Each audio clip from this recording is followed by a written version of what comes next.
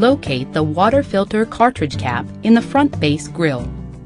Remove the filter by pressing and holding down the eject button while pulling straight out on the filter cap. Remove the filter cartridge cap by turning it counterclockwise until it stops and the ridges align. Then pull the cap straight off the end of the cartridge. Set aside the filter cap and do not discard. Remove the new filter from any packaging. Remove the covers from the O-rings.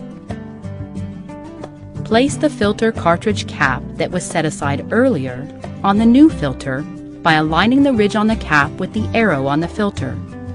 Turn the cap clockwise until it stops and snaps into place. Hold the assembled cap and filter unit by the lip on the cap so that the filter cartridge arrow is facing up. Align the filter and cap unit with the opening in the grill base and push the new filter into the hole. Once the filter is completely inserted, the eject button will pop back out.